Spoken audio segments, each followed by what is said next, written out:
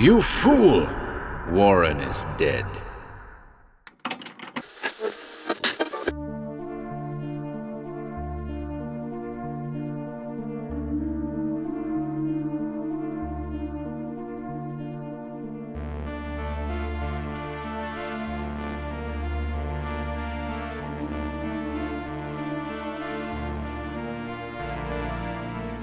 Welcome to HorrorBabble. Today we're pleased to present a new series from the Library of Rillier, 5 Cthulhu Mythos stories. We've a mixture of old and new in store for you, commencing with a classic work by Bertram Russell, The Scourge of B'Moth, which introduces the god of the seas, B'Moth, to the mythos. The story surfaced in the May 1929 edition of Weird Tales magazine, and was described as follows: a sinister conspiracy against the rule of man and the uprising of the entire animal kingdom. Subsequent episodes will follow every Wednesday through to October 30th. Series artwork by the great Vishnu Prasad. See the video description for a link to the series playlist. And without further ado,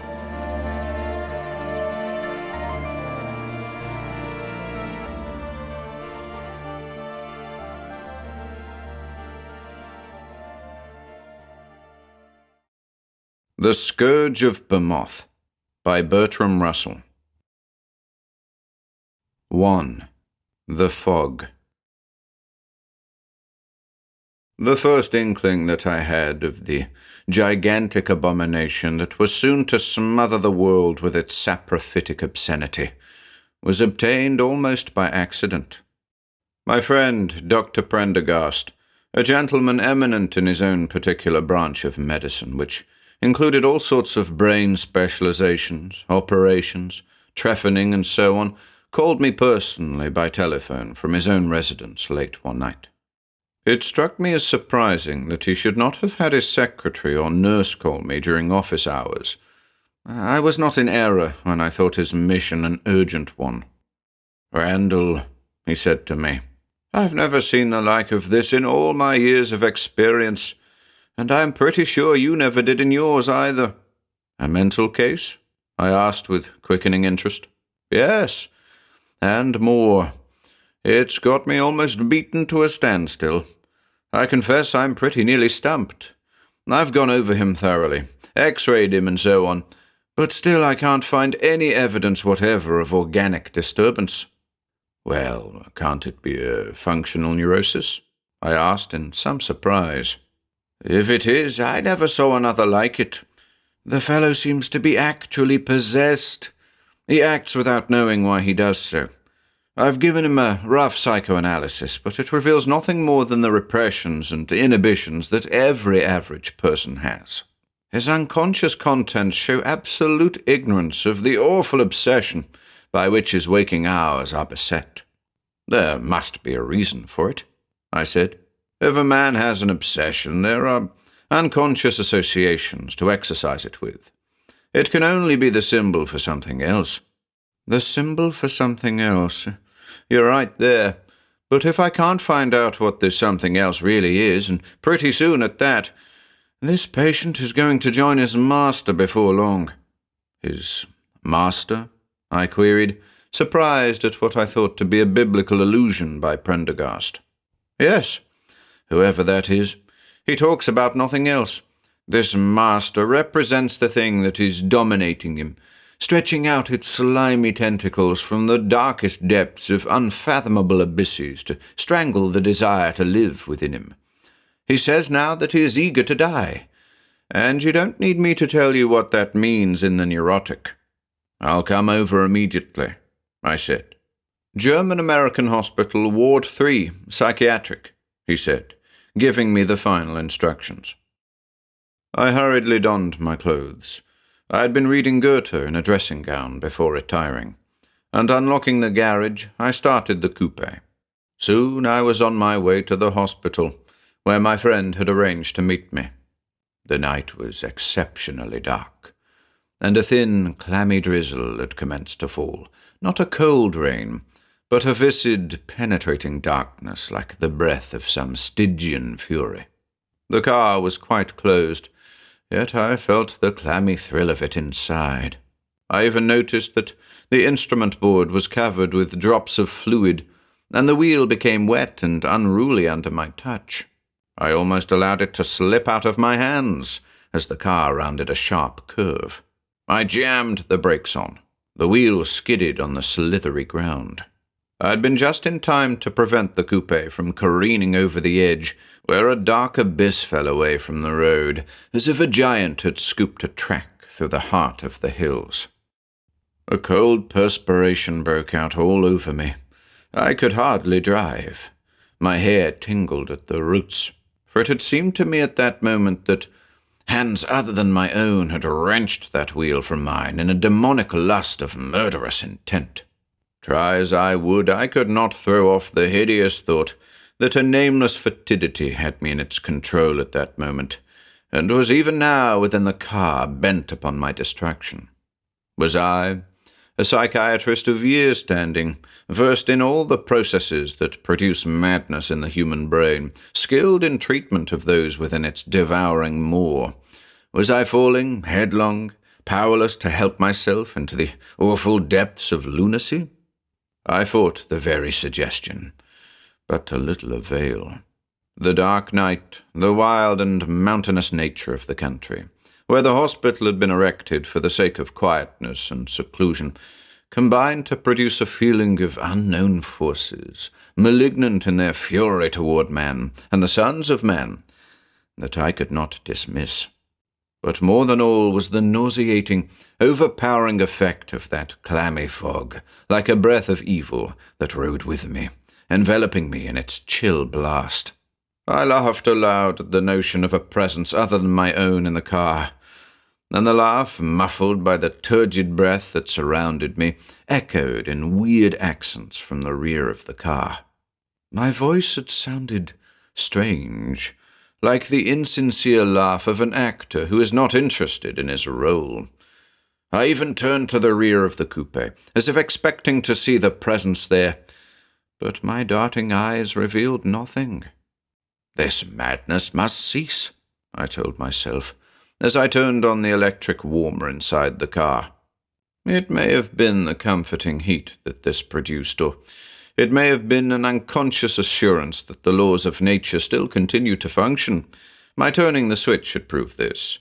I did not know what was the true cause, but as the heat within the car increased, my spirits warmed too, and I found myself driving with my accustomed care and utterly without the meaningless fears that had overwhelmed me so few minutes ago, but so many ages since, as it seemed to me then. The air inside the car was clear now. The drops of moisture had disappeared from the instrument board, and my hand grasped the steering wheel with its accustomed firmness. But it was becoming uncomfortably hot. Still, I hesitated to switch off the heater, arrested by I know not what unknown fear. It may have been a warning from that great unknown that we are now only dimly beginning to understand. I cannot say. But at last I switched off the heater. As the air cooled, my spirits cooled too. I felt the same senseless dread stealing over me, and I watched with intense anxiety for the reappearance of those drops of moisture on the dashboard. Seeming to materialize from nothingness, they came. The air within the car thickened, and again caressed me with its voluptuous and sickly folds. As the lights of the hospital appeared upon the crest of a ridge ahead of me, I began to tell myself that I had to turn on the heater once more. But my will was not equal to the act. I drove on in a kind of dream, blithely careless of anything in the world. The steering wheel responded easily to my touch. It even seemed to spring from under my hand as I swerved around treacherous corners, where chasms thousands of feet deep yawned below, missing the edge by a scant few inches. I drove on heedless in the dense opacity. I could see nothing now, but the wheel seemed to have a magic of its own. I felt the car bumping and undulating like a roller coaster. My head crashed against the roof. The springs bent with an ominous crack. I felt the wheels slithering sideways as though someone were pulling them from their course. And finally, with a terrific crash, the coupe turned over and would have capsized completely if the pillars that marked the entrance to the hospital had not partly prevented it from falling. Dr. Prendergast and two of his associates opened the door and dragged me out, half-dazed, into the night. "What's wrong, Randall?" said Prendergast anxiously. I stood there, stupidly, hardly knowing what answer to make. "We've been watching you for some time. We saw your lights 5 miles away. You've been driving like a man in a dream. Look, you've ruined half the flower beds in the hospital grounds." I turned and saw the tracks of the car cut deep into the lawns and flower beds before me. I had left the driveway and travelled across the hills and valleys of the landscape garden. A chill dread came over me. I could see the tracks of the car clear out into the road beyond. I could even see the headlights of another car travelling along the same road that I had come, miles away. In the soft air there was no moisture. Above, the stars twinkled along their age-old courses. The fog had lifted. With a new fear clutching at my heart's vitals, I spoke to them. The fog, the rain, it made it impossible for me to see. I couldn't find the road half of the time. I never saw such a night. Fog? Rain? There's been no fog and no rain. Why, we could see your headlights for miles. The night is as clear as a crystal. But there was fog, right up to a minute ago. The car was wet with it, I tell you. As I spoke, I reached my hand to the windshield, intending to prove my assertion. In amazement, I looked at it. There was no trace of moisture, none at all. I stooped to the grass and buried my hand in it. There was no rain upon it. It was even a little dried up, and I could see it had not been watered for some time. Again I pierced the night. There was not a cloud in the air anywhere, not a bank of fog between the hospital and the city. "What you need is a stimulant. Come inside, and I'll give you one," said Dr. Prendergast, taking me cautiously by the arm. Fearful for my own sanity, I stumblingly entered the hospital. As I took one last look around, I thought I saw a thin wisp of sickly vapour curling around the green lawn before me, like a wraith of yellow venom. And while my distraught nerves tingled in every fibre, there came to me the muffled echo of a mocking laugh. Half walking, half sliding, I was taken into the hospital. 2. The Call of B'Moth. "Feel better?" asked Dr. Prendergast when I had gulped the stimulant that he had handed to me. In the cheerful air of the doctor's private office, I felt my fears to be of the flimsiest. I even felt constrained to laugh aloud at them. But the memory of that ride was not so easily effaced. However, I made light of my experience, saying that I had had but little sleep, and night driving did not agree with me. Dr. Prendergast gave me a curious look from his slanted eyes, but said nothing. We left the office, and taking the elevator, were soon in Ward 3, the ward where the mental cases were confined. A nurse met us with a chart in her hands. "How is the patient?" asked my colleague, with more than usual interest. "Still delirious, doctor," answered the trim little nurse. "We shall take a look at him," he remarked, walking toward a cot in a far corner of the room. "There he is," he added to me. Before us lay a pallid-looking figure. His black hair was tousled, as though he had been tearing at it with his fingers. His eyes were surrounded by deep, hollow circles that made him look like a grim precursor of death itself. He was talking inarticulately and holding a disjointed conversation with some imaginary creature that he alone saw. As I sat beside him, He burst into a frenzied laugh. Lifting his emaciated hand toward me, he pointed a skinny finger into my face. "Ha! Here's another one to rob the master.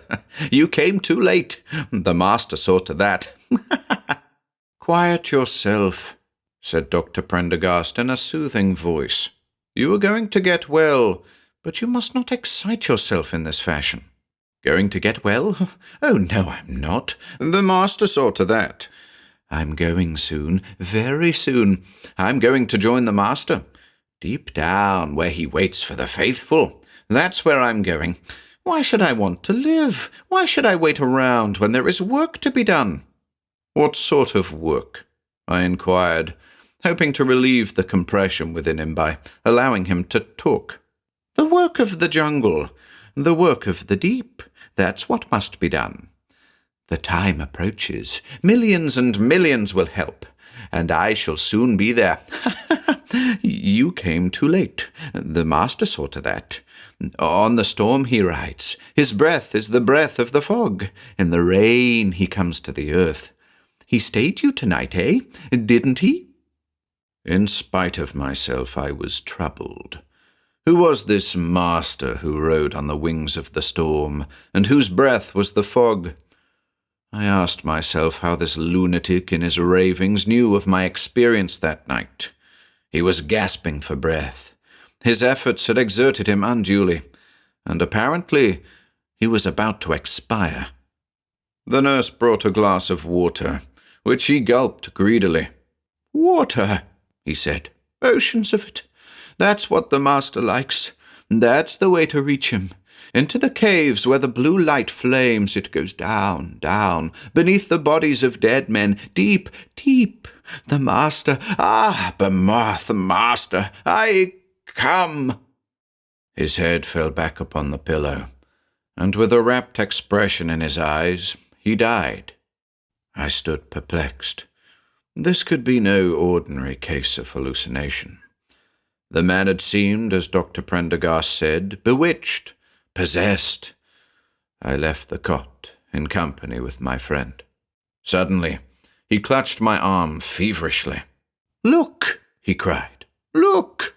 I turned in the direction in which he was pointing. The glass of water was still clutched in the patient's hand.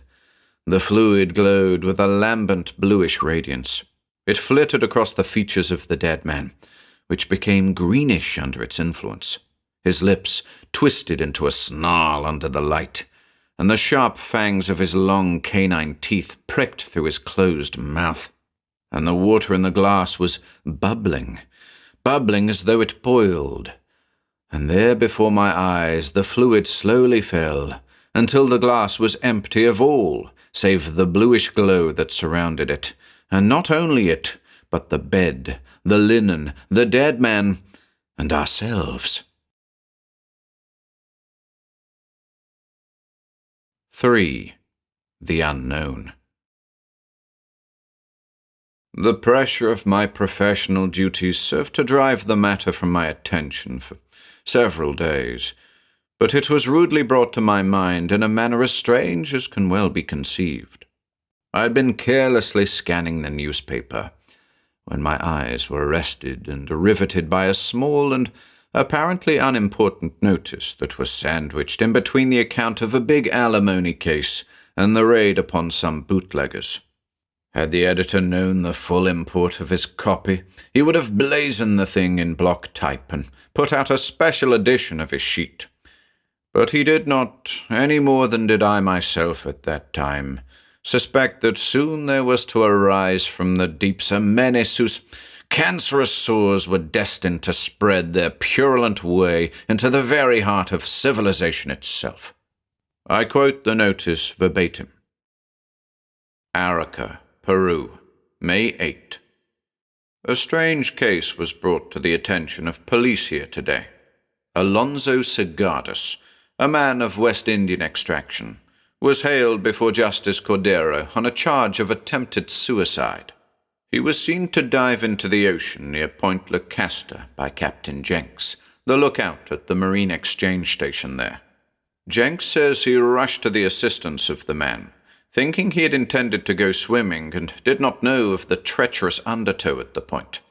When he arrived, however, he saw at a glance that it was a case of attempted suicide, for Sagardus could not swim, and was merely floundering around helplessly in the depths. Captain Jenks promptly dived into the water at the place known to sightseers as Devil's Cauldron, and after a frantic struggle with the maelstrom, during which the West Indian did his best to drown the two of them, was able to rescue the man. Instead of thanks, however, Sagardus struck Jenks brutally upon the face, crying, "The curse of B'Moth upon you! It was the call of the Master. What right have you to interfere? I went to join B'Moth, and now you have dragged me back again. When the time comes, you shall suffer." The incident has aroused widespread local interest, because it is said that the Devil's Cauldron upon foggy days is the meeting place of spirits of the deep. Legend has it that upon such days and during the rainy season, the monster of the pool arises from the deep water to claim his own. Obviously, the distorted mind of the superstitious man thought he had been called by the spirit of the cauldron. It is interesting to note that a thick haze commenced to overcloud the pool after Sagardus had been rescued. Until this time, the sun had been shining with great brilliance. There is much excitement among the native population here, and talk is common that the rescue bodes no good for the white man. Serious disturbances have arisen in several inland villages, and police and military have united forces to protect the white population against whom the attacks seem chiefly to have been directed. Apparently, the incident had only obtained recognition in the press because of the legends which were connected with the Devil's Cauldron, and which were thought to be of interest to the outside world, and because of the attempted uprisings against the white people. But to me, the insertion of that single and apparently incomplete word gave a sinister and terrible inflection to the whole paragraph. Who or what was B'Moth? It must be the same master to whom the dying man had appealed in the German-American hospital, and there was no shadow of doubt that it was a duplication of the same occurrence, unconnected with it, except by the subtle influence of the B'Moth. I felt my hair begin to tingle when I read the news item again and came to note about the fog that overlay the pool after the man had uttered his curse. This was too close a similarity to admit of any such explanation as mere coincidence. As a psychiatrist, it interested me greatly, and I even began to feel in some obscure way that it was my duty to investigate the whole business. Perhaps, and far-fetched as the idea may seem, I thought of it in all seriousness. Perhaps the very sanity of the world was at stake. As I laid the paper aside and prepared to drive to my office, I felt again the oppressive weight of that unspeakable thing that I was slowly coming to dread, so that I could not drive alone in fog or through a rainstorm, though I dared tell no one of this phobia. I felt, good God, how I felt, the weight of that slimy pollution. I seemed to be drawn unresistingly into the slavering maw of this foul corruption from hell. I stood transfixed, my teeth chattering, unable to lift a hand, watching the place where I felt absolutely certain the thing was. And then, into my jangled consciousness came the imperative ringing of the telephone bell.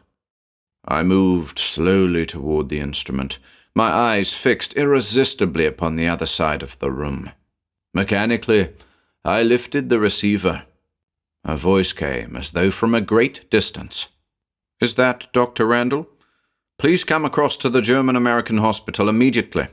Dr. Prendergast has gone insane." 4. Madness. When I arrived at the hospital where my friend was being treated, the condition of my mind was far from equable. That the same calamity which I dreaded had actually befallen my friend came as no slight shock. But I resolutely strove to compose myself as I entered the building. If my suspicions were correct, there was work to be done. Hard work, and plenty of it, if this foul thing was to be foiled in its malign purposes. I found Dr. Prendergast in a comfortable private room, the best in the place.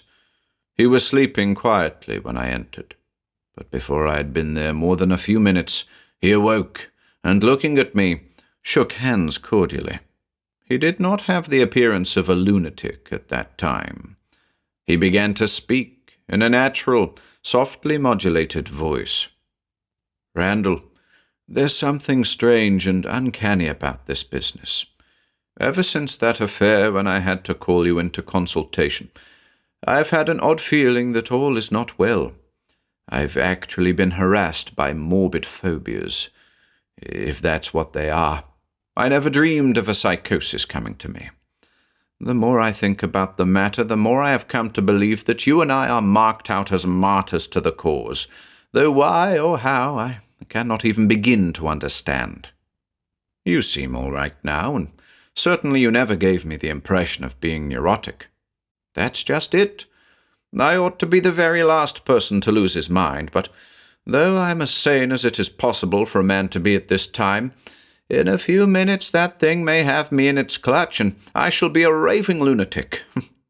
It's funny, Randall, to be able to analyze your own particular form of lunacy, if such it is.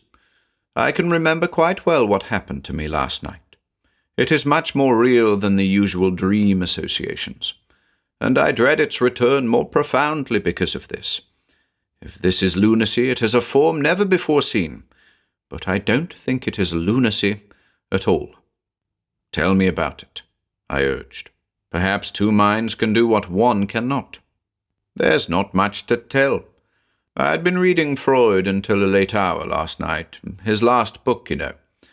Thoughts that were assuredly not born of earth came to me. I began to feel an immense distaste for life.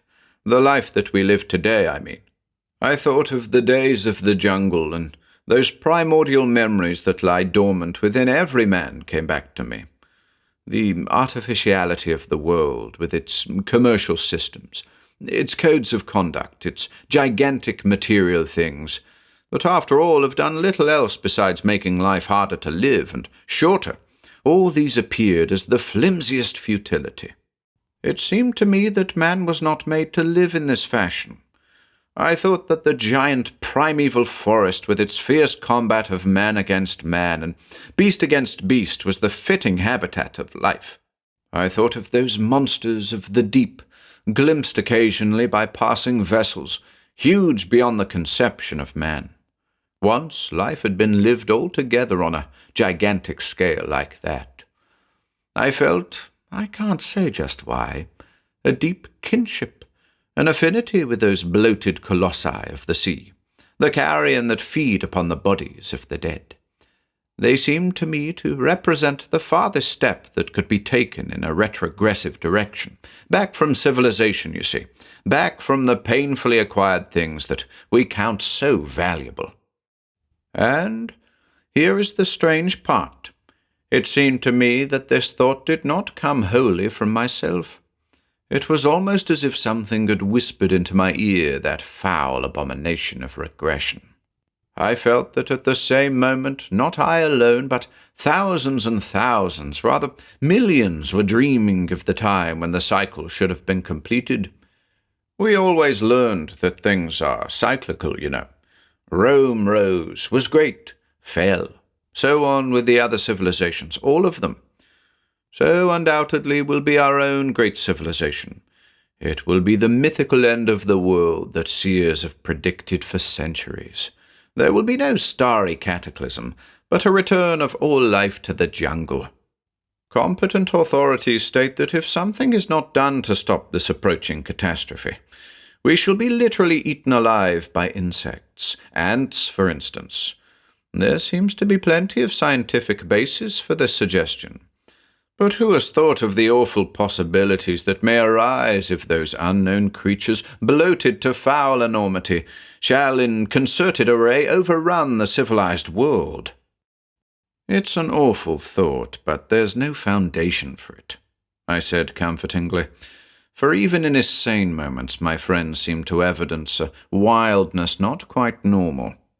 I'm not so sure that there's no basis for it.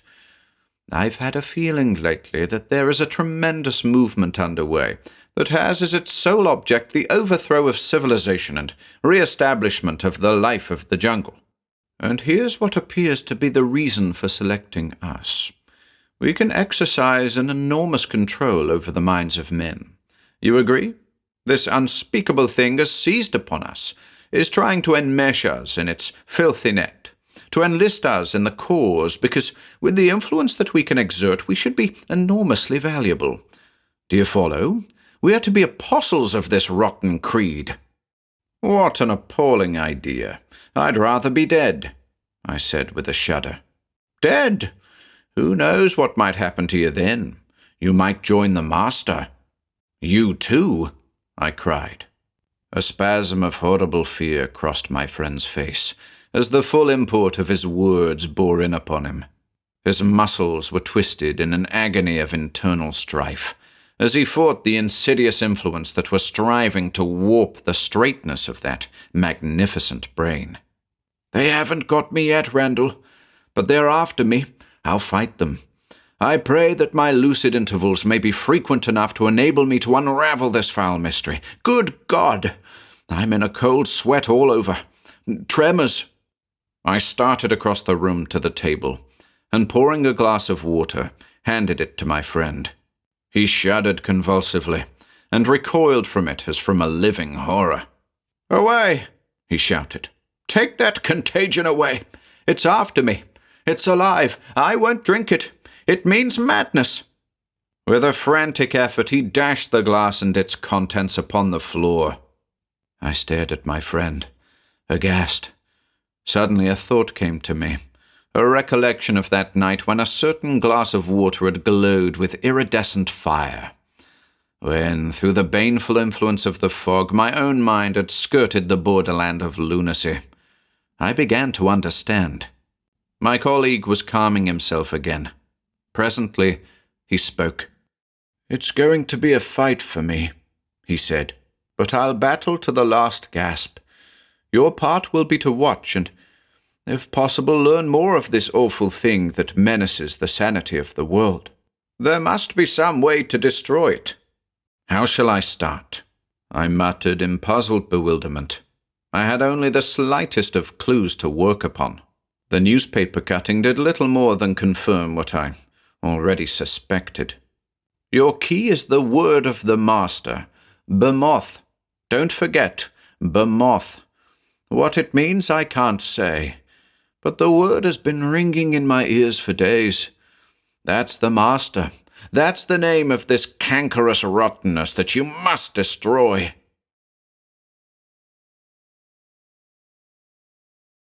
Five. A clue from the past. I left the hospital in a daze. How was I to destroy this thing? I was already half in its clutches. I could do little but flounder in the dark. If, as Dr. Prendergast and that dead man had asserted, there were millions of followers, they kept their doings secret. B'Moth. The word was like a voice from another world, without meaning. I thought and thought in an agony of apprehension. I knew not where to turn for information. I spent hours in my library, greatly to the detriment of my practice. I exhausted most of the books of mythology and of anthropology, but still I could find nothing that seemed to have any bearing upon the matter. One day, when I was going through an ancient volume of Cain's Magic and the Black Arts, bound with a heavy bronze clasp and closed with lock and key, I came upon the following.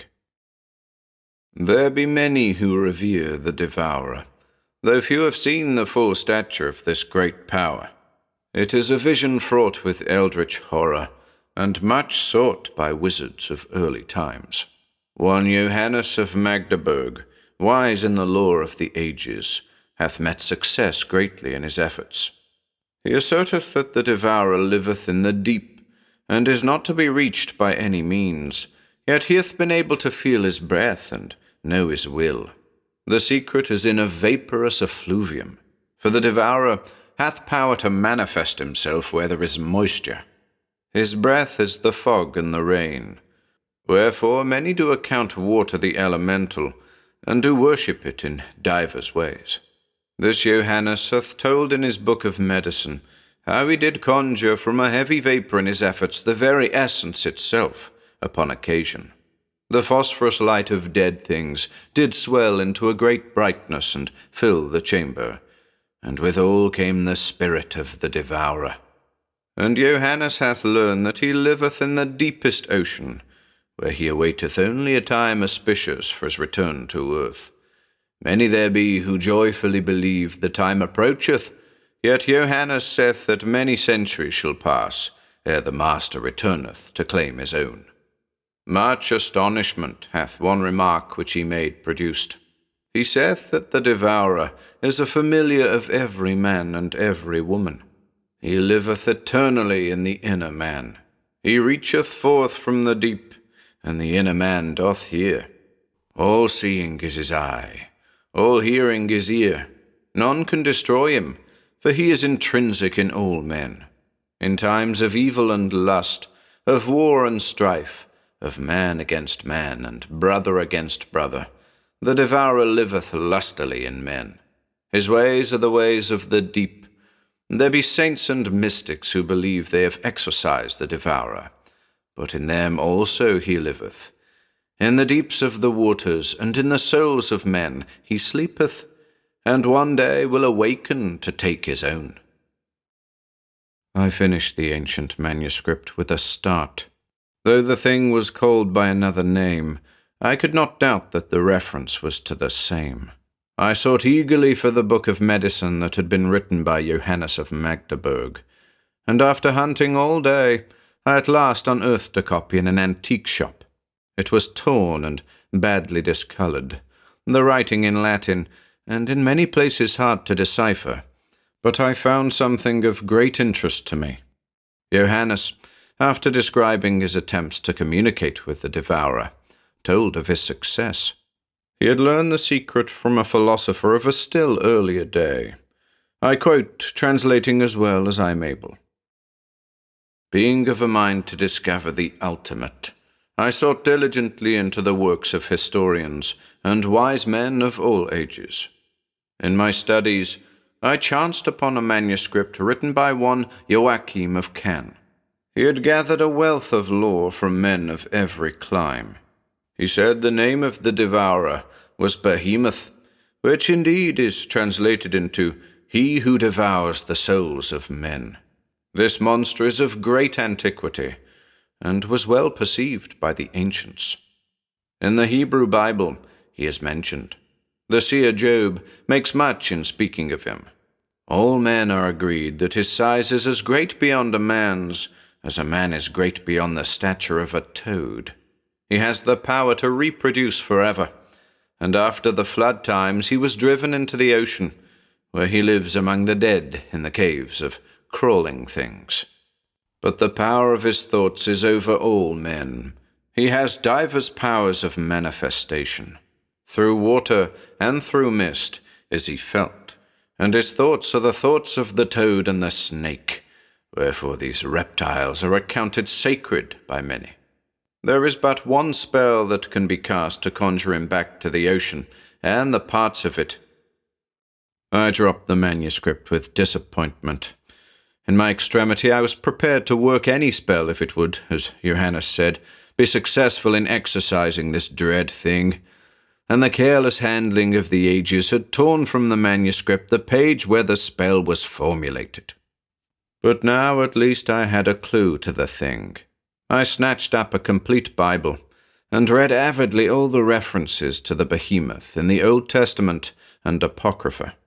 I also consulted other works described as Old Testament Apocrypha, and found more references. There were many, but they were all agreed upon the devouring quality of the destroyer, and all affirmed that he would some day return from the depths to claim his own. Winslow's encyclopedia, which I consulted last, placed as a footnote to an earlier article a paragraph stating that in many countries an organized worship of the behemoth was practiced under various disguises, and that the cult was more prevalent near the equator and among savage peoples. The learned historian suggested that the animal might be a hippopotamus. How little did he know of the power about which he wrote. But I gleaned from this short note another interesting fact. As I reflected upon it, it seemed a very natural corollary of the proposition. The worship was more prevalent in tropical countries, and among the least advanced of humanity. The reason was obvious. They were nearer the jungle, both physically and mentally. I also suspected that it would be common among the dwellers of such lands near the ocean. The isolated incident of the Devil's Cauldron substantiated this belief. With some satisfaction in my heart, I left the metaphysical library when I had finished my search for the day. As I crossed the sidewalk to the parking station where I had left my car, I stood still in my tracks, gazing with horror upon the sight that met my eyes. A dirty, tousled figure was dashing along the street, pursued by 2 policemen. He was clad in the lightest of garments that looked more like underwear or sleeping clothes than anything else. He stumbled occasionally, but some instinct seemed to enable him to keep out of the grasp of his pursuers. He was carrying something, which he balanced with great dexterity. I looked closely as he approached me, and saw that it was a tank filled with water, and inside the tank was a collection of lizards, water snakes, etc.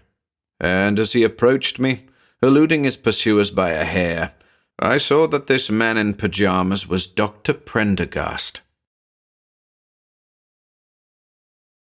6. Dead Flies.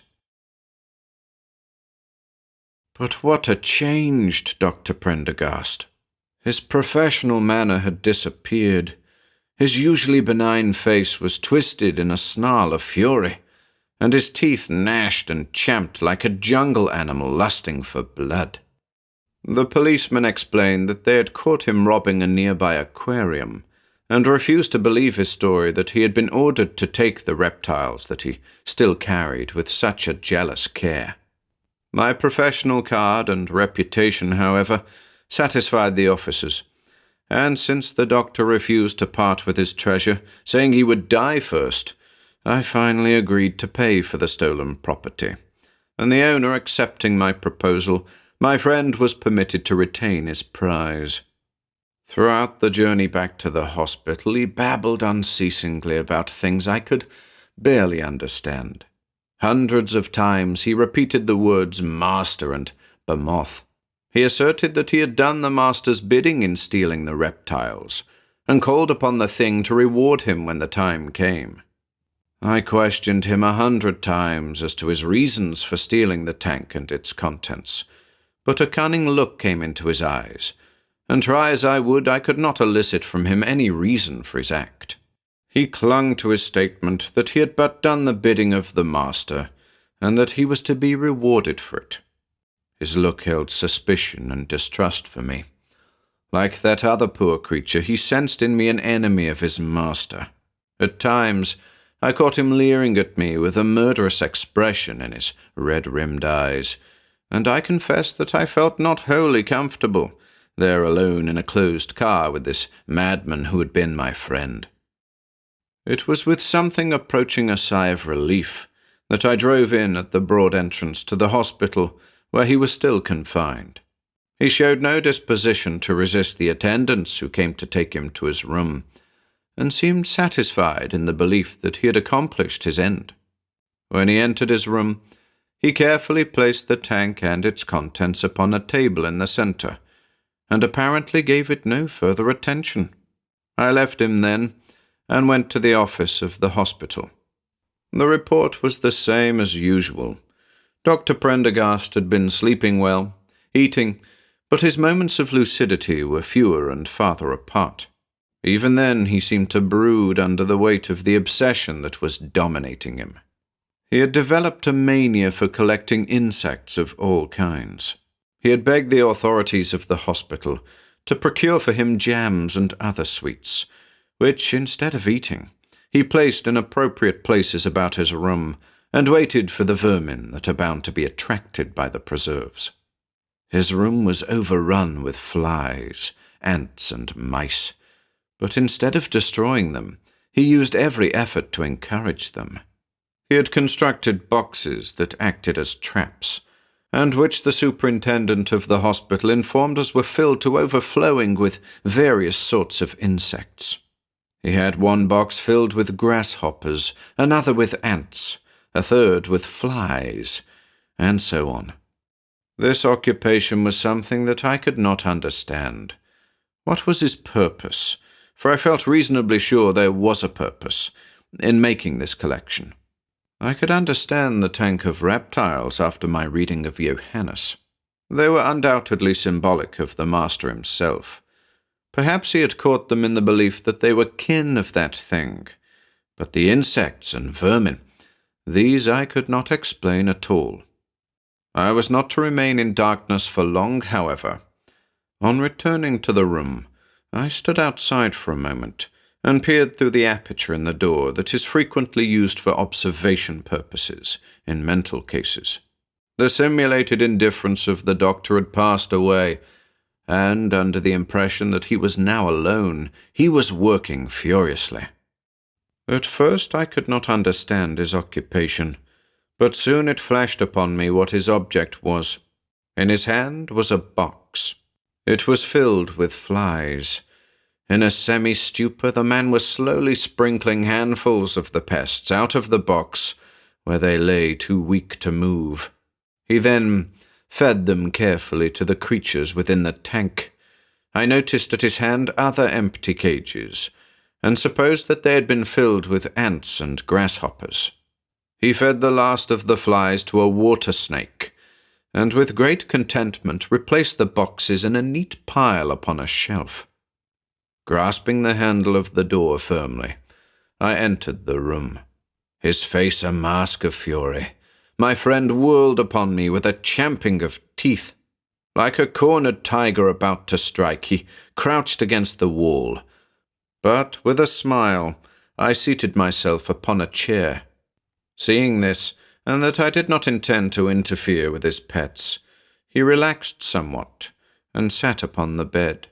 His face was cast in a moody pattern. His brow was knit in a frown, as if pondering something. Slowly, the tensity of his body relaxed. His face assumed the normal lines of good humor that I had so often seen upon it, and he looked up. "By heaven, Randall, if what I think has happened, I am better off dead," he said. "No matter what has happened, I am pleased to see that you are still fighting," I answered.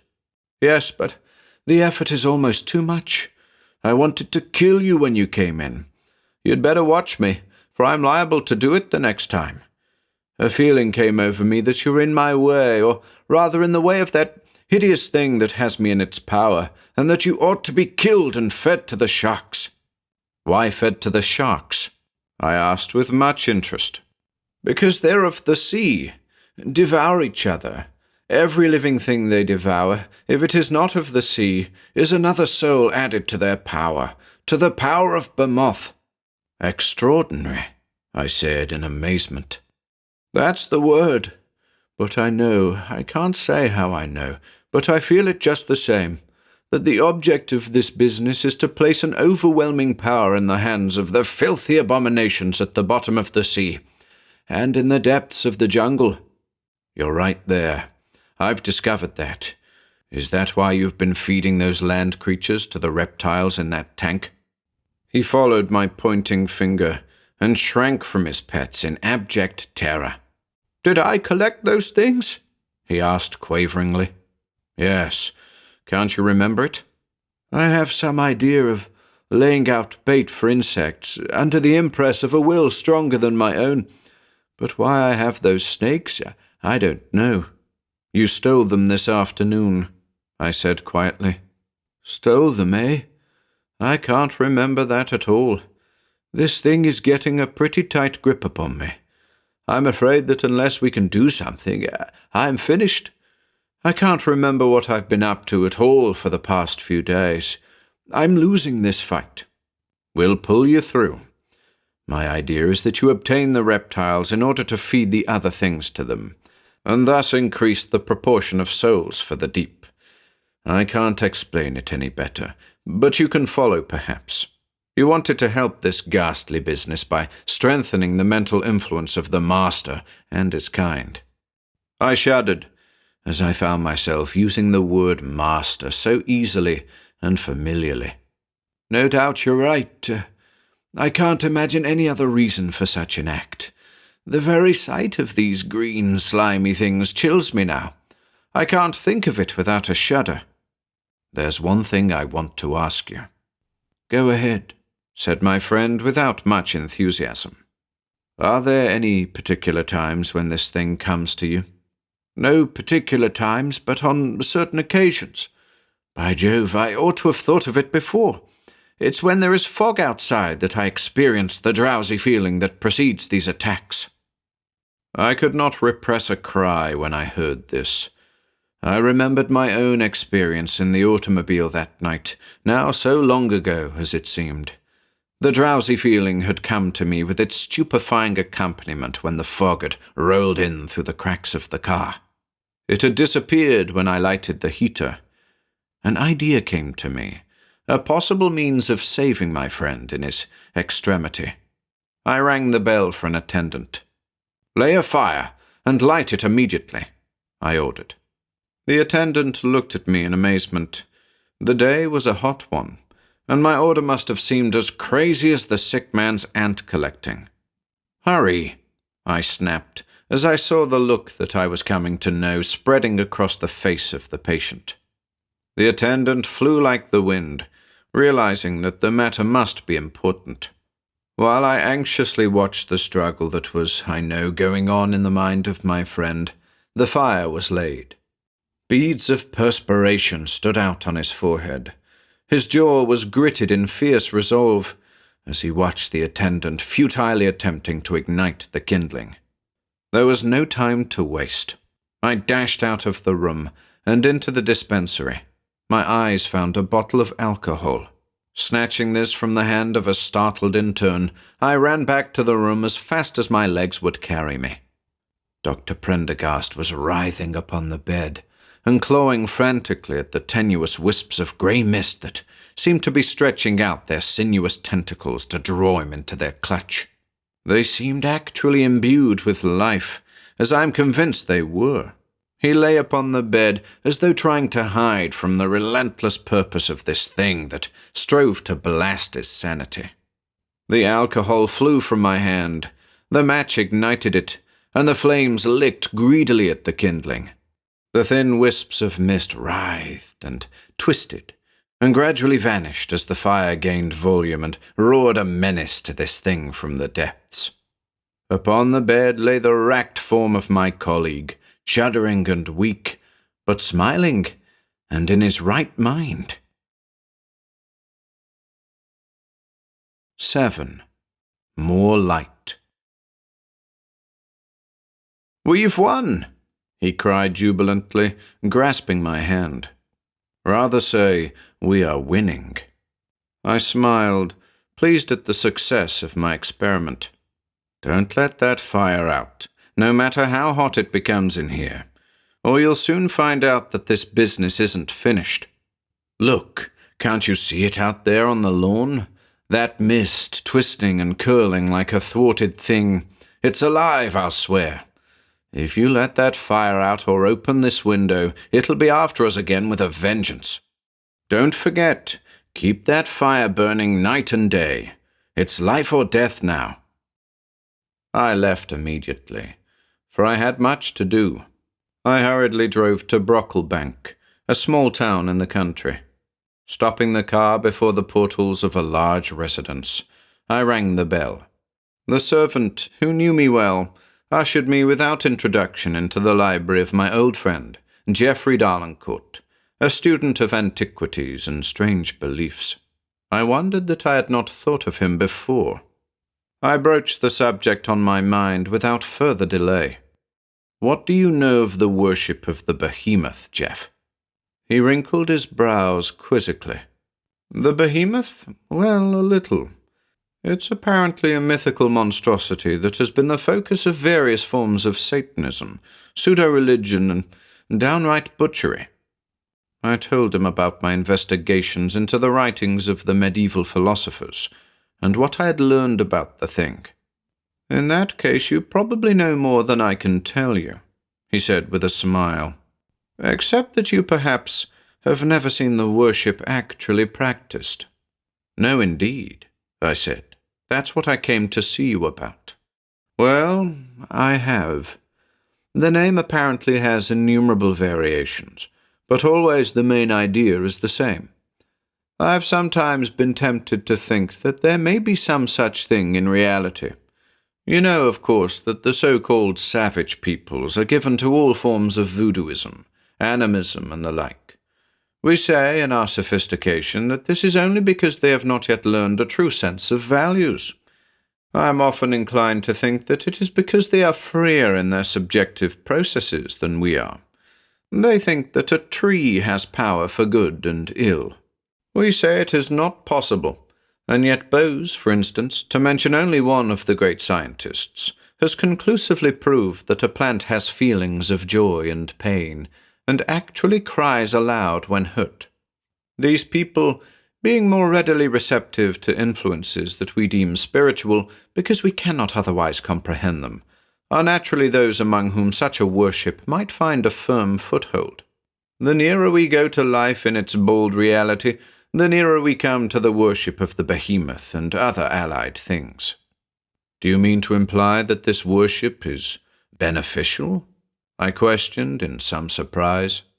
I won't say that, but I will say that it serves a very definite purpose in filling a gap that we of civilized times have left void. But to return, if you want to find examples of behemoth worship, look for them among the lower strata of society, in the hot countries, among the aboriginals of New Zealand and so on. It was in such places that I found innumerable instances of it on my recent cruise. I confess that I was greatly surprised at the prevalence of the thing. It is spreading at an alarming rate. Tell me the details, I said breathlessly. Apparently, I was on the trail at last. Substantially, the worship is the same everywhere, and its very similarity gives it the appearance of representing a widespread truth. It appears to be related to a living thing. The great idea back of it is that the time is rapidly approaching when the jungle will return to its own, when civilization will be wiped out, and the law of power will again prevail. Apparently this behemoth has never been seen, but it can be felt. I almost believe I've felt it myself. Incantations are made in a language absolutely unintelligible to anybody. The medicine men themselves have told me that they cannot apprehend the meaning except through the medium of traditional translations. And here is another strange thing. Though I have seen this worship in New Guinea and Peru, in Malaysia and Finland, the syllables have always a similarity. The incantations are seemingly the same. They sound like unintelligible gibberish, more like the language of apes or the roar of the sea lion than speech. Yet they are pronounced nearly alike by these widely separated races. Randall, they mean something. Again, I felt my flesh beginning to creep at the thought of the tremendous power with which I had to deal. What is the central feature of this worship? There are two. A mystic union with the behemoth, which means a pledge to aid in the restoration of the jungle and the overthrow of civilization. And secondly, the objective side, which includes the sacrifice of unbelievers, usually to members of the reptilian species, though I have seen children given to jaguars, which were kept as sacred symbols. I suppose there are even places here where this abomination holds sway, I suggested with a flutter of anxiety. Not a doubt of it. The thing is apparently gaining currency everywhere. Why not here? I could almost tell you where to look to find the worship practiced. I then told Darlancourt everything that had led me to make these inquiries. When I had finished, his face was tense and fearful. "This is monstrous. I can scarcely believe it. If it is true, we must take steps immediately to root out this cancerous putridity at its very heart. Wait." He walked across to the bookcase and selected a volume. For some minutes he read in silence. Then he spoke. "There appear to be some secret orders founded upon this worship. The names will, in all probability, be changed, but they may be similar enough for us to spot them. One is the Macrocosm. Another is the Order of Behemoth, a very ancient one, originating in Egyptian times, and worshipping as its symbol the hippopotamus. If my memory serves me aright, the word for hippopotamus in the language of the Third Dynasty was Behemoth, very similar to behemoth, you see. Now we shall ascertain if there are any relics of this business in 20th century America." He lifted the telephone receiver, and a chill dread came over me. I felt again that overwhelming fear that presaged the coming of the thing. Darlancourt was speaking. "Secret Service? Give me Ellery. Tell him it is Darlancourt." "Yes, please."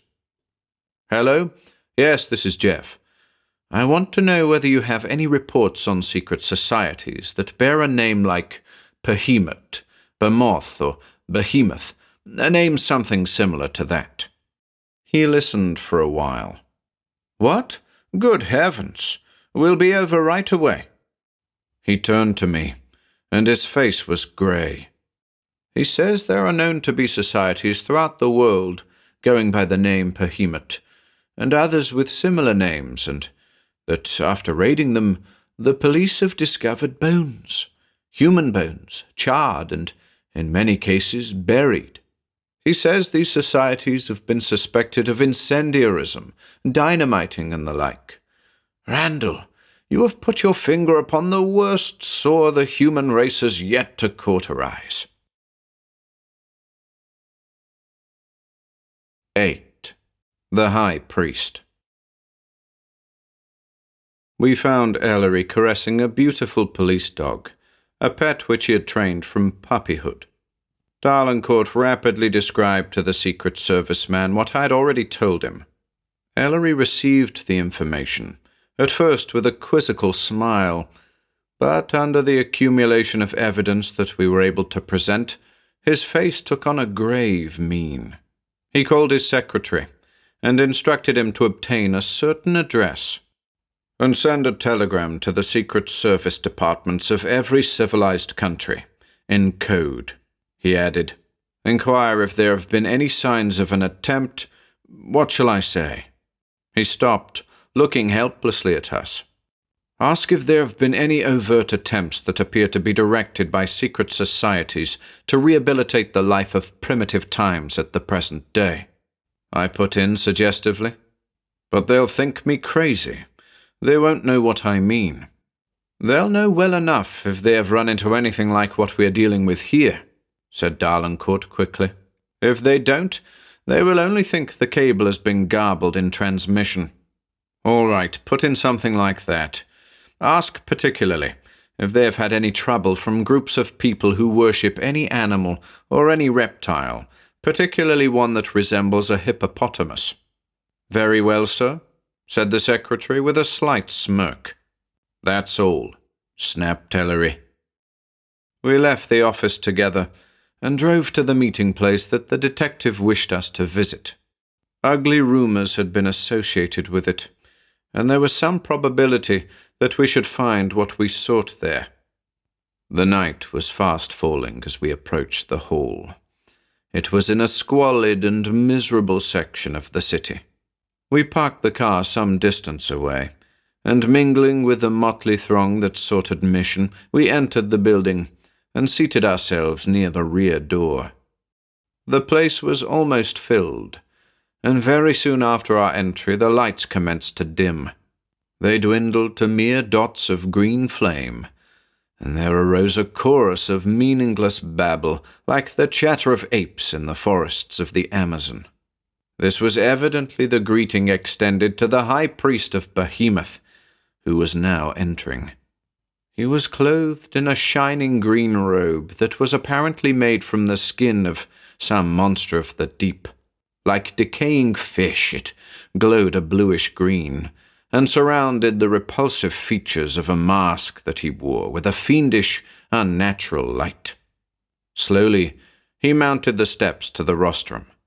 I saw that there was before him a tank which glowed with that lambent blue fire that I had seen in the glass when the insane man had died in the German-American hospital.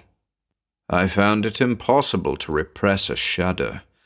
The place was almost dark, and except for the priest on the rostrum, we could see nothing but the tiny points of green that indicated the colored electric lights. There appeared to be no ceremonial or ritual in connection with the business. Everybody did as he pleased, but always there was that wild jargon that reminded me of the forest. At my left was a woman with pendulous jowl and huge teeth projecting from between thick lips. Her shouts almost rent my eardrums.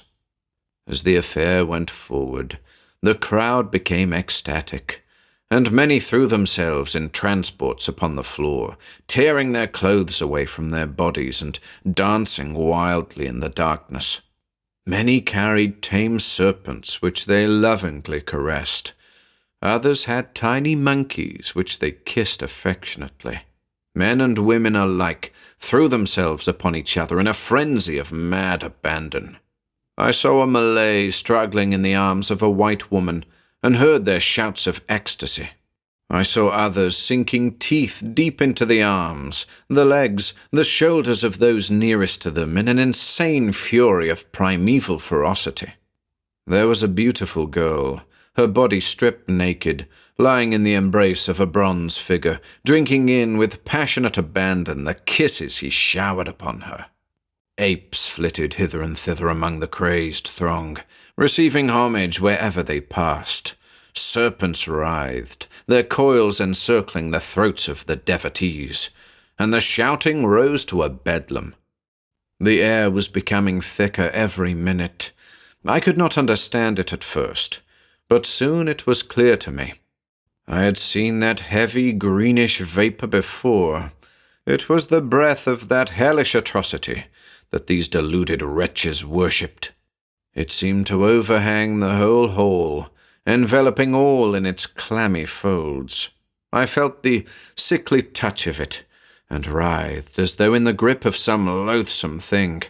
My companions sat there with drawn faces, their muscles tensed in an effort to resist the awful spectacle.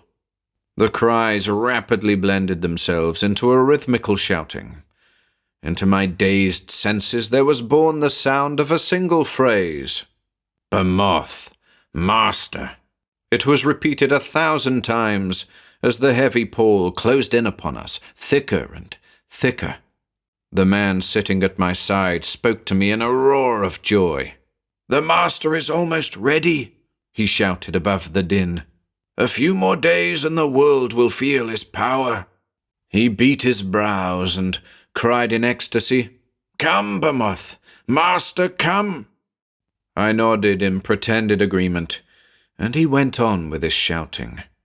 A woman threw her arms about me and whispered foul things into my ear. Suddenly, the attention of the crowd was centered upon the priest at the rostrum. He had uncovered the tank of water upon the platform, and to my horror I saw there, with jaws agape, a huge crocodile. It seemed clothed with a sulphurous glow like everything else. Into the pandemonium of noise there was injected a new and startling sound, a shriek, shrill and piercing in its power, the voice of a woman in mortal terror. I strained my eyes through the heavy vapor, and saw, good God, it was a woman that this monstrous priest held aloft over the tank. His purpose was plain. He intended to feed her to the thing in the water. I stared in horror, paralyzed. I could not lift an arm to save her. At my side there roared a deafening blast. A spurt of flame pierced the night. Ellery had fired his automatic. In fascinated horror, I saw the tank splinter, as the bullet pierced it. Water poured forth, iridescent and phosphorescent, covering the devotees. The crocodile slithered to the floor and floundered among those nearest him. His red-smeared jaws champed furiously at the arms and legs of the people in the front seats, while Ellery fired and fired. At last he found his mark. The crocodile writhed in mortal agony, flapped his tail, striking half a dozen men who were bowing before him, and died. The priest dropped the girl and commenced to run. In his haste, the mask which covered his face became dislodged and fell to the ground. I stared in stark horror at the lust-distorted visage that was revealed to me. 9. Jaws of the Jungle. The girl came dashing up the aisle and disappeared into the street. We were in a dangerous position. The frenzied mob turned upon us with murderous lust, and scratching, punching, and panting, we were borne to the floor. Again Ellery's gun spat lead and flame, and the crowd edged away from him. In the lull, we dashed for the door and escaped across the street into the car. We saw the girl standing in the street. Hastily telling her to get into the car, we drove back to the office of the detective. When we arrived, we found the secretary in great distress. The police dog that Ellery loved so much appeared to have been taken suddenly ill. The detective excused himself and left the room. We heard him outside, calling the dog. There was a patter of canine feet, then a snarling growl. We heard a heavy body thud to the ground, and a cry of pain. Darting to the door, we saw a sight that sickened us. Ellery lay upon the floor, and blood was streaming from his throat. He was dead before we reached him, and as the dog, half wolf, wholly wild, stood there, growling at us, the unspeakable enmity of those eyes, touched with a devilish light, bespoke the fiend, the devourer, Behemoth. Around him there curled a thin wisp of yellow vapor. Darlencourt picked up Ellery's revolver from the table and fired at the brute. The dog fell dead, and as he fell, was it true, or did my distraught nerves belie my senses? I thought I heard an ominous rumble from the dark recesses of the room, as the vapor floated out of the window and vanished.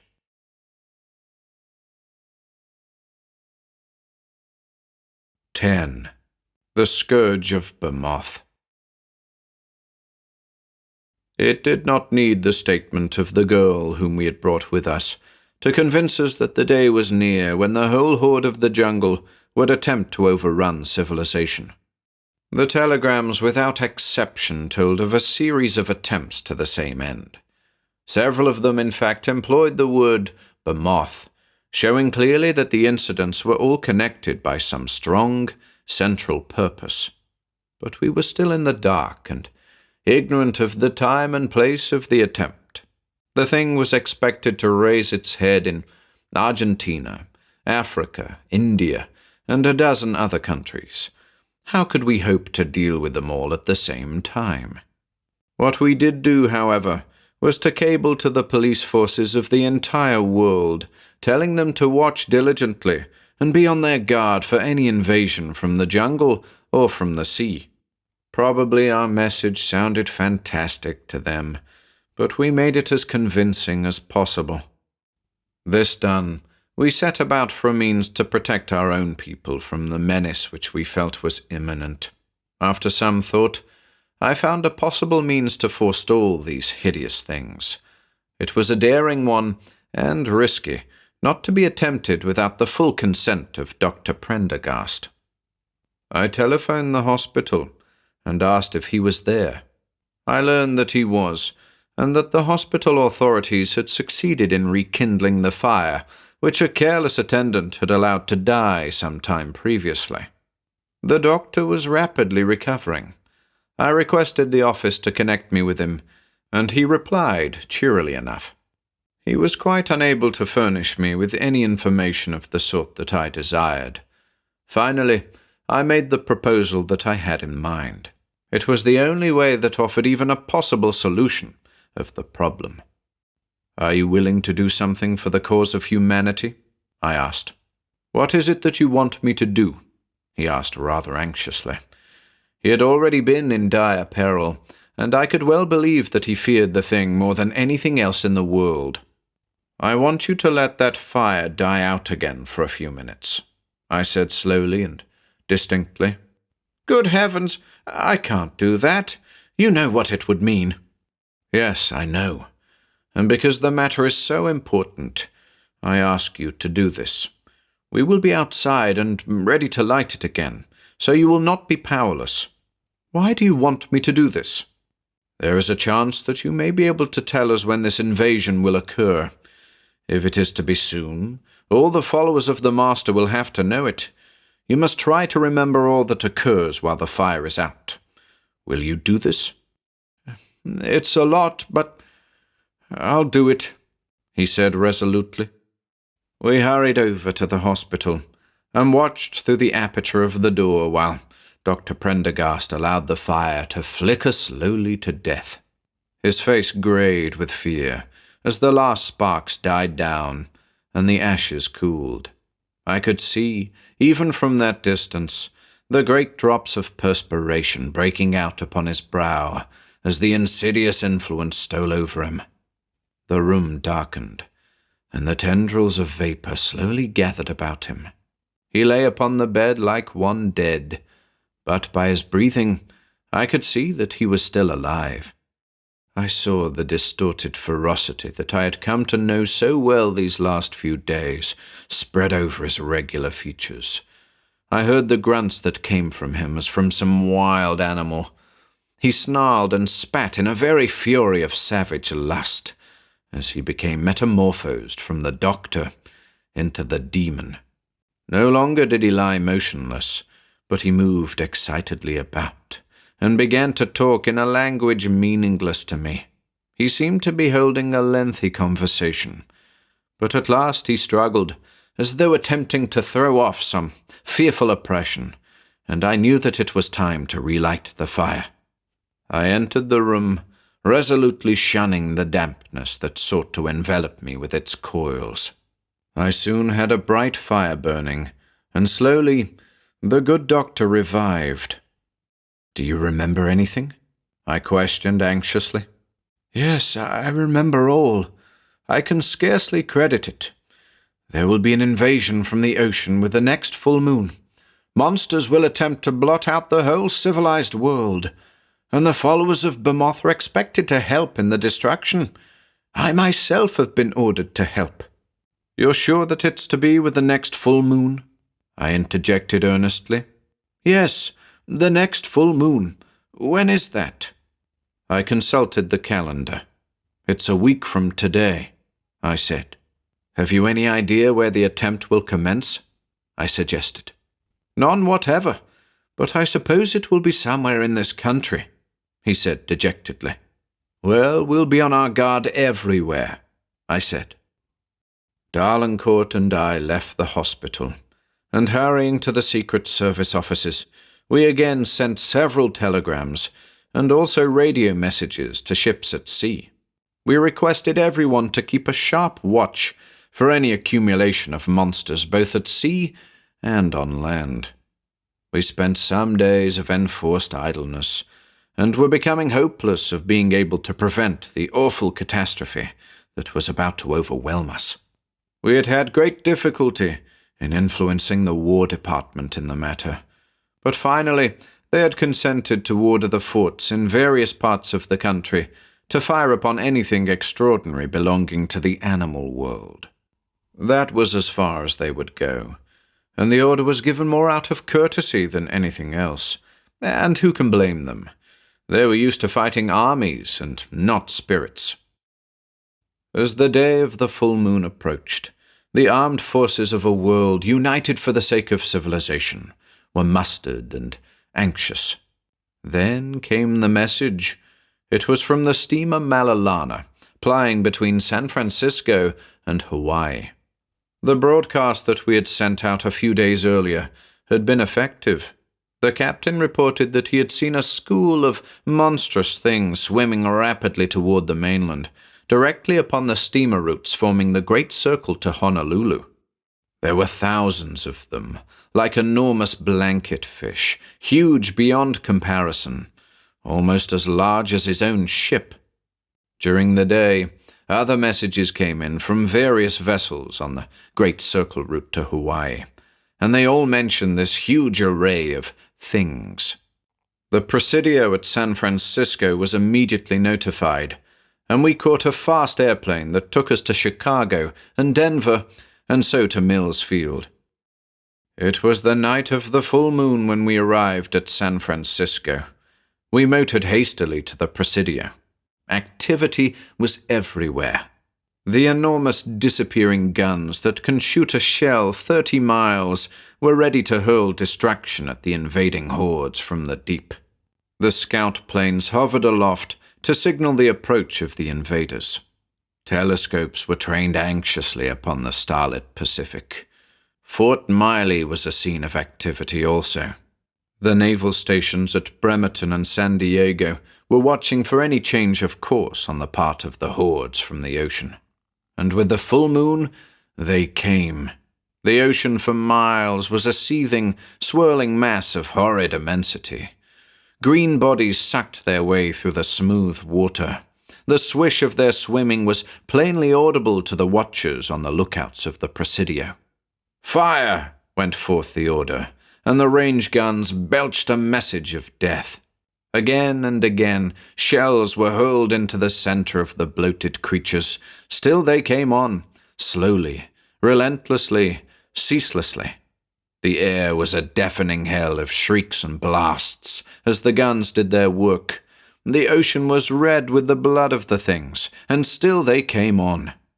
Mines were exploded outside the Golden Gate, mines placed there to blow up battleships, but still the things came on. Airplanes dropped bomb after bomb upon the horde, and came back for more ammunition, but still the advance continued. A dense fog that I had learned to dread was enveloping the sea, the breath of Behemoth himself coming to general his forces. Time after time the guns spoke. The very hills shook. From Fort Miley there came thunder too. Battleships anchored in Navy Row steamed to the mouth of the Golden Gate and hurled broadside after broadside at the monsters. They were slowing up now, and their number was greatly reduced, but still the advance was not halted. At last came frantic word from the Coast Guard station at the beach that they were landing. The panic-stricken people were leaving their homes to see them crushed beneath the weight of the horde like so much matchwood. The guns laid down a concentrated barrage upon the landing place of the monsters and tore the beach to shreds. Under the glare of the huge searchlights I saw streams of sluggish red where the awful carnage went on. But at last they turned back to the sea whence they came. The fog lifted. Had the master met his fate? And the filthy things floundered heavily away from the shore, jostling the carcasses of thousands of their dead as they did so.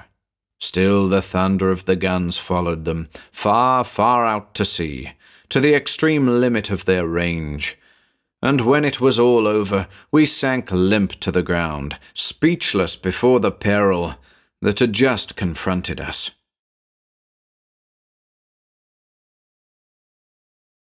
11. Conclusion.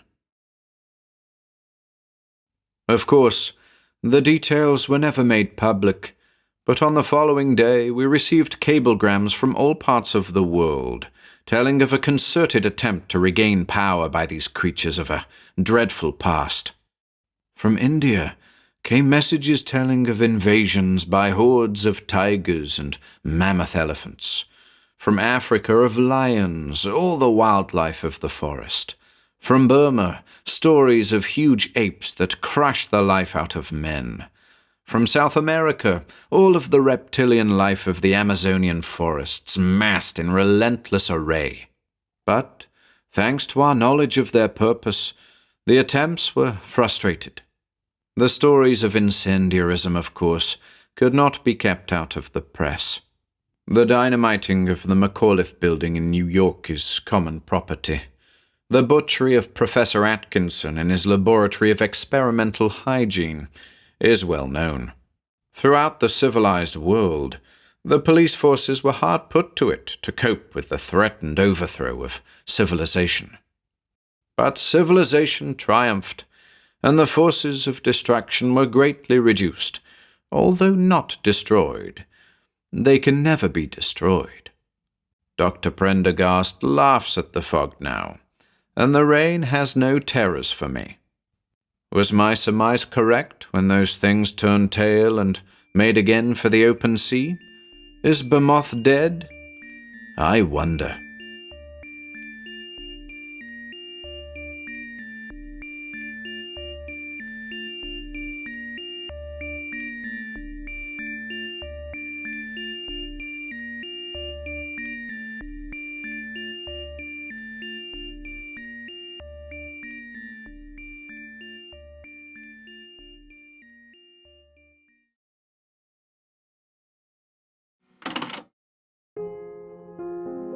If you enjoyed listening today, be sure to subscribe to the channel by hitting the red subscribe button below.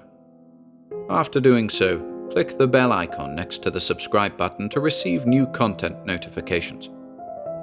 If you'd like to support our work and receive exclusive perks, consider becoming a channel member by clicking the join button below. To support us in other ways, see the video description for links to our Bandcamp and Patreon pages, our merch store over at Teespring, and further information relating to our releases on Audible, iTunes, and Spotify.